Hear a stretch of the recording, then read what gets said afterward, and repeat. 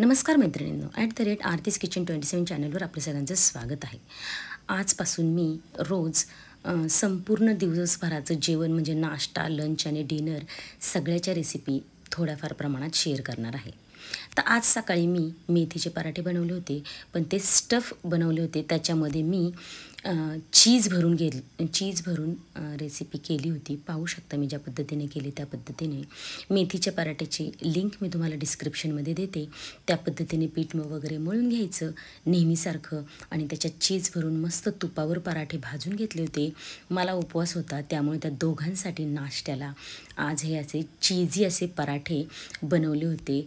तुम्ही दह्याबरोबर देऊ शकता किंवा खरड्याबरोबर देऊ शकता किंवा सॉसबरोबरसुद्धा देऊ शकता. अशा प्रकारे सकाळचा माझा नाश्ता एकदम छान आणि हेल्दी असा नाश्ता आपला झालेला होता. आता त्याच्यानंतर दुपारच्या जेवणासाठी दुपारी जेवायला फक्त आहोच होते. मग मी त्यांच्यासाठी शेपूची भाजी केली, पण ती थोडी वेगळ्या प्रकारे करण्याचा प्रयत्न केला. त्यासाठी मी तेलामध्ये कांदा चिरून घेतला. कांद्याला छान गोल्डन ब्राऊन करून घेतलं. त्याच्यात आलं लसूण पेस्ट टाकली. तिलासुद्धा छानपैकी परतून घेतली आणि एक टोमॅटो टाकले. आता इथं भाजीचं प्रमाण खूप कमी आहे. मी अर्धी शेपूची गड्डी करते आहे, त्यामुळे खूप कमी क्वांटिटीमध्ये सगळं सामान आहे. आता टोमॅटोला छान परतून झालं की त्याच्यात मसाले, त्याच्यामध्ये मी हळद टाकली आहे आणि जास्त तिखट जे आहे ते टाकून घेतलेलं आहे. ठीक आहे. आणि ही मुगाची डाळ भिजवलेली आहे. ती भिजवून वगैरे काही ठेवली नव्हती, जस्ट धुवून घेतली आणि मिक्स करून घेतली. हा डाळ कांदा केल्यागत वाटते. तर आता त्याच्यामध्ये मी ही शेपूची भाजी स्वच्छ धुवून चिरून घेतलेली आहे, ती टाकलेली आहे. आता तिला 1 मिनिटभर मोठ्या गॅसवर परतून घ्या आणि त्याच्यानंतरच मीठ टाका, नाहीतर मिठाचं प्रमाण आपलं थोडंसं या पालेभाज्यांमध्ये चुकलं जातं. तर आता हिला छानपैकी परतून घेतली आणि 5 मिनटं मी गॅस बारीक करून झाकण ठेवलं होतं आणि मस्त शेपूची भाजी शिजून घेतली होती. पण आता झाकण मी अशा प्रकारे ठेवून त्याच्यावर पाणी ठेवलं होतं, म्हणजे करपत पण नाही आणि भाजी छान शिजून रेडी होऊन जाते. 5 ते 7 मिनटात मस्त झणझणीत अशी शेपूची भाजी मी भाकरीबरोबर त्यांना दुपारी सर्व केलेली होती. आता त्यानंतर रात्रीचं जेवण, तर त्या जेवणामध्ये मी सगळ्यात अगोदर जिरा राईस आणि दाल फ्राय कुकरला लावून घेतलं होतं. त्याची लिंक मी तुम्हाला डिस्क्रिप्शनमध्ये देते. आज आपल्याला भाजीमध्ये मेथी मलाई मटर करायचं आहे. तर त्याच्यासाठी मी काय केलेलं आहे, 4 कांदे घेतलेले आहेत बारीक चिरून. आता इथं क्वांटिटी खूप कमी आहे, 3 जणांसाठी आहे जेवण, म्हणून इथं मी छोटे छोटे 4 कांदे घेतले होते. आता आणि मेथी टोमॅटो चिरून घेतले. साधारण 1.5 टोमॅटो मी चिरून घेतलेला आहे. अर्धा मी दाल फ्रायसाठी वापरला आणि 1.5 टोमॅटोची प्युरी करून घेतली. ठीक आहे. आता कढईमध्ये आपल्याला मेथी मलाई मटर करायचं आहे, तर त्याच्यासाठी मी तेल टाकले आणि काही खडे गरम मसाले घेतलेले आहेत, म्हणजे शहाजिरं, लवंग, दालचिनी आणि मसाला वेलची आणि हिरवी वेलची. आता हा बारीक चिरलेला कांदा जो आहे, छोटे 4 कांदे आहेत, याचा अर्थ मोठे 2 कांदे तुम्ही पकडले तरी चालेल. कांद्याला आपल्याला छान परतून घ्यायचे. त्याच्यामध्ये मी तूपसुद्धा टाकून घेतलेलं आहे. मगाशी पहिल्यांदा तेलाबरोबर तूप टाकलं तरी काहीच हरकत नाही आहे. कांद्याला मात्र आपल्याला वेळ द्यायचा आहे. 5 ते 7 मिनटं कांदा गोल्डन ब्राऊन होईपर्यंत परतून घ्यायचा आहे. मग 1 चमचा आलं लसूण पेस्ट टाकून घ्या. ही सुद्धा मी घरी बनवलेली आहे, त्याचीसुद्धा लिंक मी तुम्हाला डिस्क्रिप्शनमध्ये देते. कांदा छान लाल झाल्यानंतर त्याच्यात 2 हिरव्या मिरच्या मी चिरून घातलेल्या आहेत. आता त्या परतून घेऊया आणि टोमॅटोची प्युरी केली ती एक टाकून घेऊया. आता टोमॅटोची प्युरी छानपैकी परतून घेतली पाहिजे तेल सुटेपर्यंत, नाही तर त्याचा कच्चटपणा आपल्याला लागू शकतो आणि भाजी चवदार लागत नाही. आता तो लवकर परतण्यासाठी मी संपूर्ण भाजीला लागेल ते मीठ टाकून घेतले. मी झाकण ठेवते, म्हणजे त्याला छान तेल सुटेल, त्याला वेळ लागणार नाही.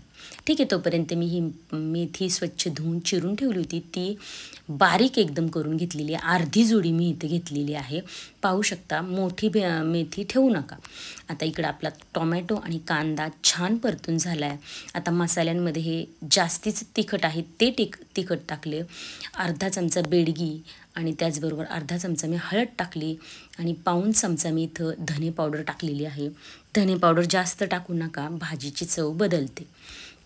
आता याला छान तेल सुटेपर्यंत परतायचे, पण थोडंसं मी त्याच्यात पाणी ओतते. हे गरम पाणी ओतलेले, हे लक्षात ठेवा, म्हणजे मसाले करपणार पण नाही, जळणार नाही आणि छान ते परतले जातील. आता हा मसाला छान परतला गेला. आता हे वाटाणे जे आहे, हे मॅप्कोचे वाटाणे आहेत, त्यामुळं त्यांना शिजायला काही जास्त वेळ जात नाही. आपण त्यांना छान याच्यात परतून घेऊया, म्हणजे मसाले पण परततील आणि वाटाणासुद्धा छान परतून होईल. मी झाकण ठेवते 2 मिनटं. 2 मिनटात मस्त त्याला वाफ येऊन जाईल. पहा, त्याला तेलसुद्धा सुटले आणि छान वाटाणा आपला परतून झालेला आहे, पण तो पूर्ण शिजलेला नाही. सो मी त्याच्यात थोडंसं गरम पाणी, हे मिक्सरचं भांडं मागाचं टोमॅटोचं होतं ना प्युरी केलेलं, तेच धुवून ओतलेलं आहे, साधारण अर्धा कप पाणी.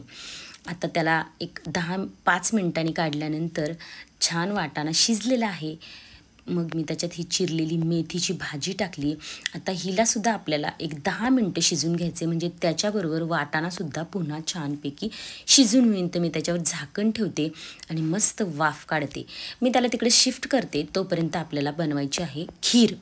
तिकडं आपली भाजी होती आहे, तोपर्यंत खिरीसाठी मी इकडं भांडं ठेवले. मी शेव घेतलेली आहे ती आणि तिला मस्तपैकी बारीक करून घेतली. आता एका भांड्यामध्ये तूप टाकलेलं आहे. तिकडं मध्ये भाजी मी हलवत राहते आहे, कारण खाली लागायला नको म्हणून. आता आपली ही शेवई छानपैकी परतून घ्यायची आहे तुपामध्ये. काही ड्रायफ्रूट्स मी इथं चिरून घेतलेले आहेत. काजू, बदाम आहे आणि मनुके आहे. तुम्हाला हवे ते तुम्ही टाकू शकता. क्वांटिटी पण तुम्ही तुमच्या आवडीनुसार त्याची घ्या. ठीक आहे. आता ते सुद्धा त्या शेवईबरोबर छानपैकी परतून लाल होतील.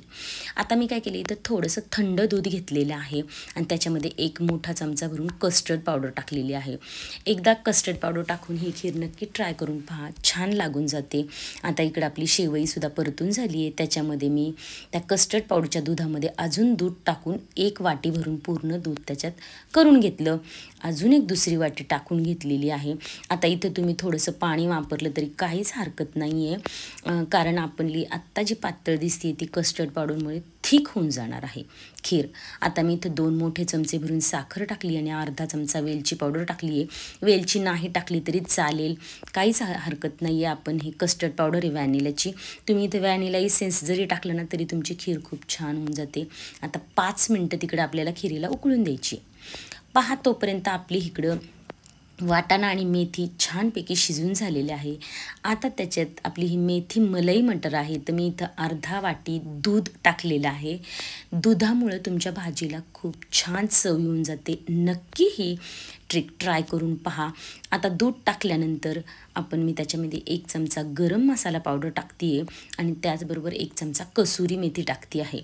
जरी मेथीची भाजी त्याच्यात असली तरी कसुरी मेथीने भाजीला वेगळी चव येऊन जाते.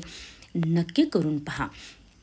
आता त्याला आपण 2 मिनटं छानपैकी बारीक गॅसवर ठेवलेलं आहे मी. तोपर्यंत मी काय केलं, इथं घरची साई जी आहे, घरची मलाई, ती छान फेटून घ्यायची. खूप वेळ फेटू नका, नाही तर त्याचं लोणी होईल. आता त्याच्यामध्ये थोडंसं दूध मिक्स केलेलं आहे मी, म्हणजे अगदी 2 ते 3 चमचे दूध मिक्स केलेलं असेल. आता हे सगळं मिश्रण आपण याच्यामध्ये भाजीमध्ये टाकायचे आणि छानपैकी ते मिक्स करून घ्यायचे. मस्तपैकी आपली ही मेथी मलाई मटरची रेसिपी आहे. इतकी भन्नाट लागते ना. मी तूप लावून चपात्या केल्या, तुम्ही बटर रोटीसुद्धा बनवू शकता, मैद्याची रोटीसुद्धा बनवू शकता. तिकडं आपली खीर रेडी झालेली आहे, इकडं आपली मेथी मलाई मटरसुद्धा रेडी आहे. आणि कुकरमध्ये मी तुम्हाला सांगितलं होतं की मी जिरा राईस आणि दाल फ्राय एकत्र कुकरमध्ये करत असते. त्याची लिंक मी तुम्हाला डिस्क्रिप्शनमध्ये देते, ती तुम्ही तिथे जाऊन पहा. एकाच कुकरमध्ये 2 गोष्टी 15 मिनटात शिजून होऊन जातात. तर ही रेसिपीसुद्धा तुम्ही नक्की पहा, तुम्हाला त्याचा नक्की उपयोग होईल. या भाताला पूर्णपणे सुट्ट करून त्याच्यात शेवटी नंतर कोथिंबीर वगैरे टाकायची. आपला जिरा राईस आणि दाल फ्राय रेडी होऊन जातो. ठीक आहे. पहा, आता आपले सगळं जेवण रेडी झालेलं आहे. इकडं ही पहा, सगळ्यात शेवटी मी पुन्हा थोडीशी सजावटीसाठी क्रीम टाकते आहे आणि त्याच्यानंतर लास्टला मी फुलके, म्हणजे अशा तूप लावून मी चपात्या करून घेतलेल्या आहेत.